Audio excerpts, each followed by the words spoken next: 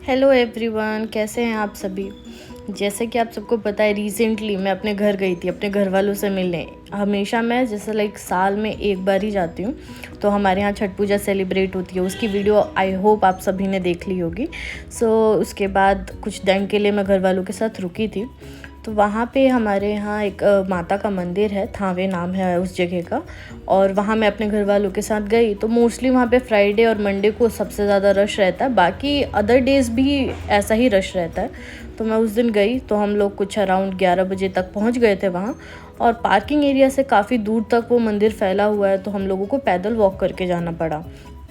तो जैसा कि आप ये देख सकते हैं, ये मार्केट एरिया है, यहाँ पे रोज़ ही ऐसे लगा रहता है।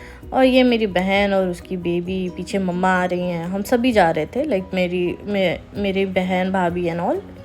और ये मैं थी जो थोड़ा बहुत सज धज के गई थी। मुझे पता नहीं था कि इतना सजने धजने के बाद भी कोई फ़ायदा नहीं, क्योंकि मैं all the time video record करने में बिज़ी थी। चलिए आगे की तरफ बढ़ते हैं। तो जैसे आप यहाँ पे इतने सारे शॉप्स देख सकते हैं, तो यहाँ आपको 100+ ऑप्शन मिल जाएंगे जहाँ से आप प्रसाद खरीद सकते हैं, खिलौने।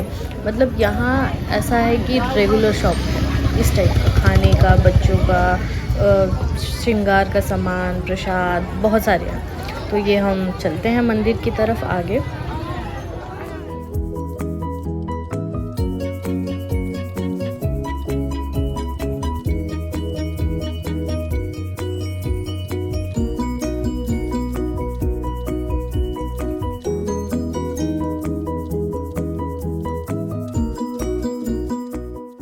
तो अब हम पहुंच गए हैं एक शॉप पे जो मंदिर के पास ही था। वहाँ से हमने कुछ प्रसाद लिया चढ़ाने के लिए। वहाँ पे मोस्टली आपको मिठाई, नारियल और माता को चढ़ाने वाला सिंदूर और भी 1-2 ऑप्शंस होते हैं जो कि वो देते हैं चढ़ाने के लिए। और इनके बारे में मुझे ज़्यादा नहीं पता था, बट मेरी बहन ने मुझे इसमें हेल्प किया प्रसाद पूरा लेने में। तो हम सब ने प्रसाद ऐसे लिया, आप देख सकते हैं। चलिए, जब तक प्रसाद भैया बांध रहे हैं तब तक मैं आपको इसकी स्टोरी बताती हूँ। तो जैसे कि मेरे घर वालों ने मुझे बताया था, ये बहुत सालों पहले इस मंदिर में माता रानी ने खुद ही प्रकट होकर अपने दर्शन दिए थे। इस वजह से इस मंदिर को बनाया गया और इसकी पूजा की जाती है। और कहा जाता है कि यहाँ पे मांगी हुई मन्नतें पूरी होती हैं।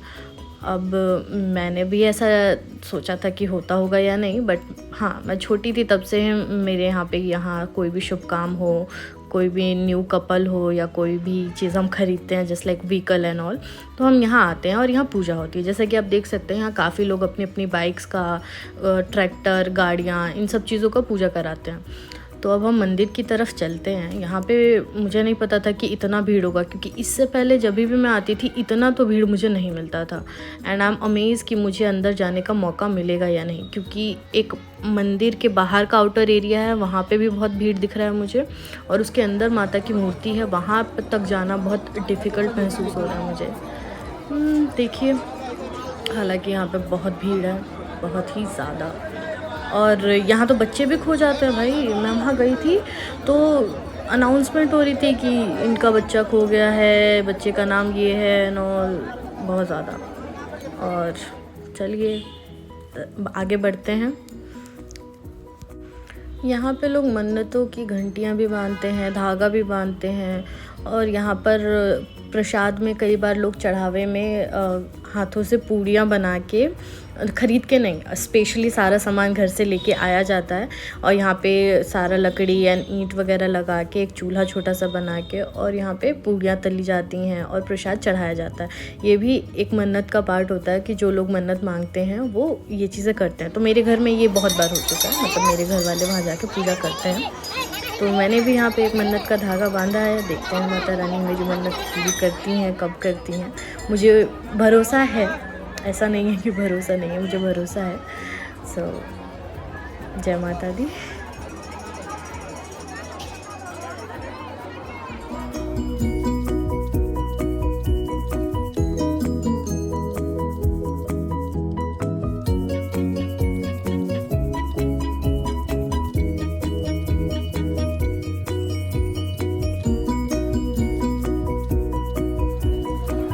बहुत भीड़ थी। मैं माता के मंदिर में अंदर तक तो नहीं जा पाई, जैसे कि आपको बीच में सेंटर में टेंपल दिख रहा है, उसमें हम बाहर गेट था वहीं तक मैं जा पाई थी। और वहाँ से मैंने माता के दर्शन किए, वहाँ मत्था टेका, प्रसाद चढ़ाया और फिर हम बाहर निकले क्योंकि इतनी भीड़ थी। हमारे साथ बच्चे भी ट्रैवल कर रहे थे तो उनको लेके इतना भीड़ में ज़्यादा देर रहना बहुत डिफ़िकल्ट था। तो हम लोग जल्दी से जल्दी दर्शन करके बाहर आए। तो बाहर आने के बाद फिर वही भीड़ भड़का। वैसे तो मैं बहुत समय बाद अराउंड 7 से 8 साल बाद मैं यहाँ पे आई हूँ, तो मुझे यहाँ पे बहुत सारे चेंजेस भी देखने को मिले। तो यहाँ कहा जाता था कि एक तालाब था जहाँ पे माता रानी नहाने आया करती थी। यहाँ पे सीढ़ियाँ बनी थी जो कि अब कंस्ट्रक्शन चल रहा है, उसको और अच्छे से बनाएंगे। बाकी हम आगे बढ़ते हैं तो इस भीड़ से हमें ये देखने को मिलता है कि यहाँ पे कुछ लोग जानवरों की भी बलि देते हैं। तो जैसे कि माता रानी को बकरा चढ़ाया जाता है, तो लोग जो मन्नत करते हैं वो यहाँ चढ़ा के उसको कुक करते पकाते हैं यहाँ पे मटन बना के, और फिर खाते भी हैं और चढ़ाया भी जाता है। तो मुझे घर वालों ने बताया कि यहाँ पे कुछ ऐसा मन्नत है कि यहाँ पे जो बकरा काटा जाता है उसको आप वहीं बना के खा लो तो ही तक है। आप उसे सोचो घर लेके आएँ और बनाएं तो उसका टेस्ट एकदम ख़राब हो जाता है। फिर हम आगे बढ़े तो जैसे लाइक मेला लगता है वैसे ही लगा हुआ था भाई। यहाँ कुछ सस्ते टैटू वाले भी थे, टैटू आर्टिस्ट। भैया 100 रुपये में बना रहे थे ये लोग ऐसे ऐसे डिज़ाइन, देख रहे हो। बट आई नो ये सेफ़ नहीं था। तो हम आगे बढ़ते हैं और मैं देखो किस हालात में आ गई। इतना सज धज के आई थी, सोचा था अच्छे अच्छे वीडियोज़ बनाऊँगी, और यहाँ तो मैं कोई नहीं। आगे जाते हैं तो हमें एक और तालाब देखने को मिलता है जो शायद मैंने बचपन में कभी नहीं देखा था क्योंकि ये इतना विजिबल ही नहीं था। पहले ये जंगलों के बीच में छुपा हुआ था, जो अभी आपको तालाब दिखेगा। तो अभी इसे काफ़ी साफ़ कर दिया है, लोग इसमें बोटिंग के लिए भी जाते हैं और अच्छा लग रहा था।